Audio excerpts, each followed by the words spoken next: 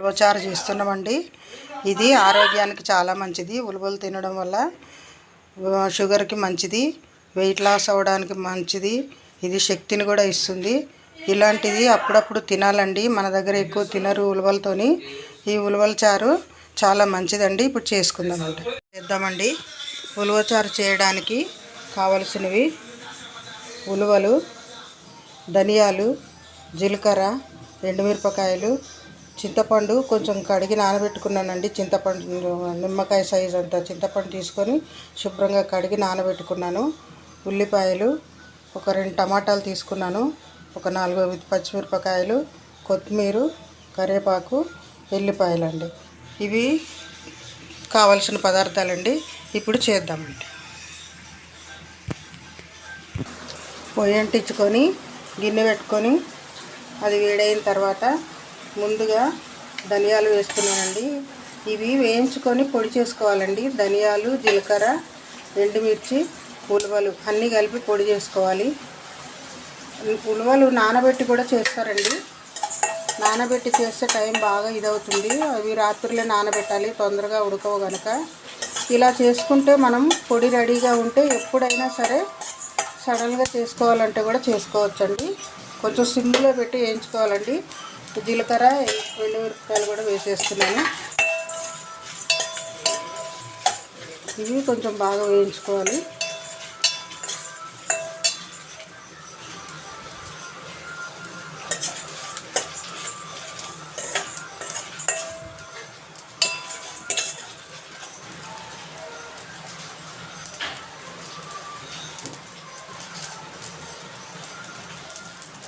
ఇవి వేగిపోయినాయండి.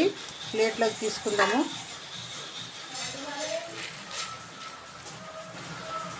ఇప్పుడు దీనిలోనే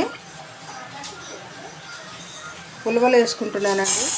ఉలవలు కూడా బాగా బ్రౌన్ బాగా వేగితే మంచి స్మెల్ వస్తాయి. అప్పటి వరకు వేయించుకుందాం. ఇవి బాగా వేగినాయండి, మంచి స్మెల్ వస్తుంది. ఇవి తీసుకొని ఒక ప్లేట్లో వేసుకొని చల్లారనిద్దామండి. చల్లారిన తర్వాత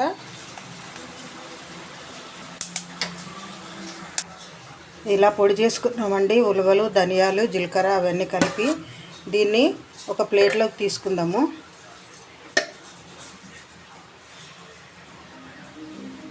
ఇది మనకు చారుకి ఎంత కావాలో అంత ఒక గిన్నెలో తీసుకొని ఇలా ఒక గిన్నెలోకి తీసుకొని దీనిలో నీళ్లు పోసుకొని ఉండలు లేకుండా కొంచెం కలిపి పెట్టుకోవాలండి. కొంచెం సేపు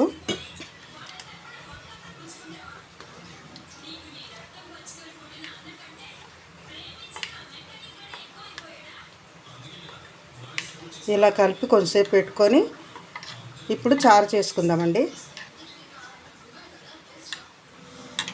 ఇంకా కొంచెం నీళ్ళు పోద్దాము.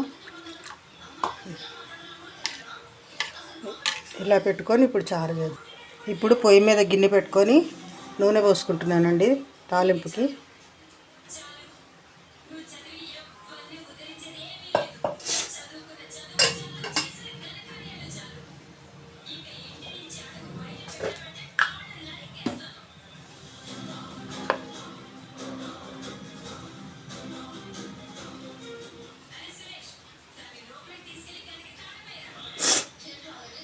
నూనె వేడైందండి.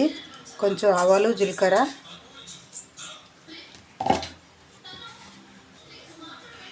ఎండుమిరపకాయలు ఒలిచి పెట్టుకున్నాను, అవి వేసేస్తున్నాను.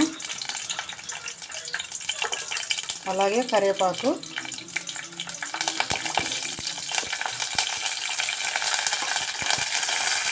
ఇవి వేగనివ్వాలండి. దీనిలోనే ఉల్లిపాయలు వేసేస్తున్నానండి. ఉల్లిపాయలు, పచ్చిమిరపకాయలు కూడా వేసేస్తున్నాను. ఇవి కొంచెం వేగనిద్దాము.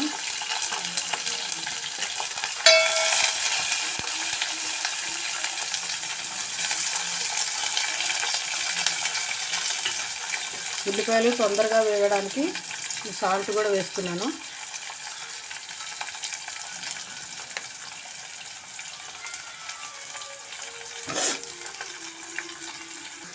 ఉల్లిపాయలు వేగినాయండి. దీనిలోనే టమాటా వేద్దాము. 2 టమాటాలు కోసి పెట్టుకున్నాను నేను, మీడియం సైజు. అవి వేసేద్దాము. ఇవి వేసి కొంచెం మెత్తగా అవనిద్దామండి. అయిన తర్వాత పసుపు కారం వేసి కొంచెం ఉడకనియాలండి. ఇవి టమాటా ఉడికిందేమో చూద్దామండి.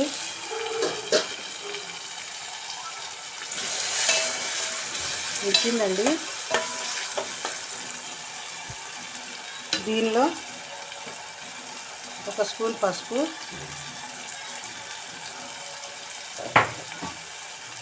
1 స్పూన్ కారం వేద్దామండి. సరిపోతుంది. ఇది కలిపేసుకొని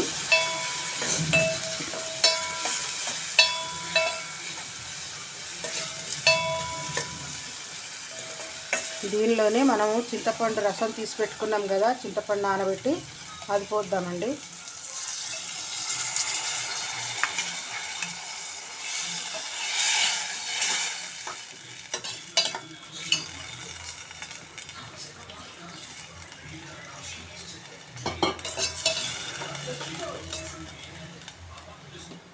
ఇప్పుడు దీనిలోనే మనం ఉలవల పొడి చేసి పెట్టుకున్నాం కదండి, ఇది నానబెట్టి అది కూడా పోసేద్దామండి.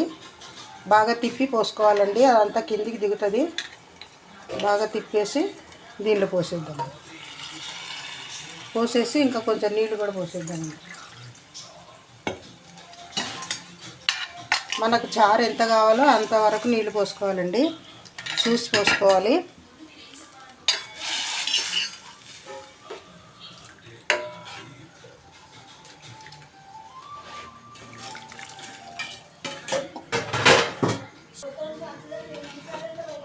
ఇలా మనకు సరిపడా నీళ్ళు పోసుకొని బాగా మరగనివ్వాలండి. ఈ టైంలోనే ఉప్పు కారం చూసుకోవాలి. నాకు కొంచెం ఉప్పు తక్కువ ఉంది, కొంచెం ఉప్పు వేస్తాను.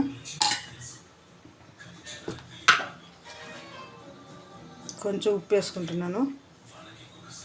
ఇప్పుడు దీన్ని బాగా మరగనివ్వాలండి. చారు మరిగిందేమో చూద్దామండి.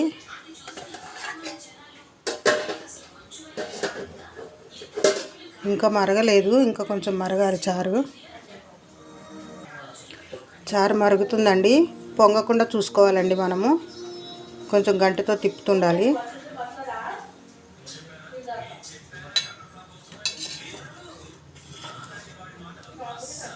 ఇలా కొంచెం ఒక 2 నిమిషాలు మరగనివ్వాలండి బాగా.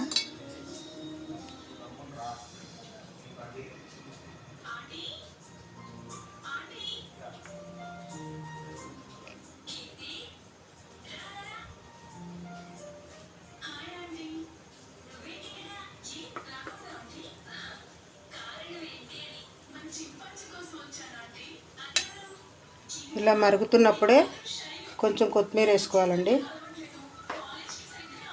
కొత్తిమీర వేస్తున్నాను.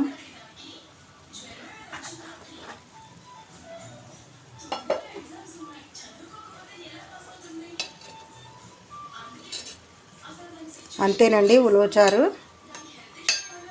అయిపోయింది.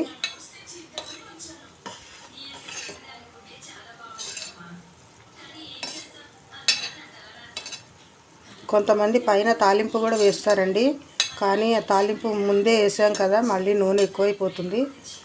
అందుకని తాలింపు వేయకూడదు.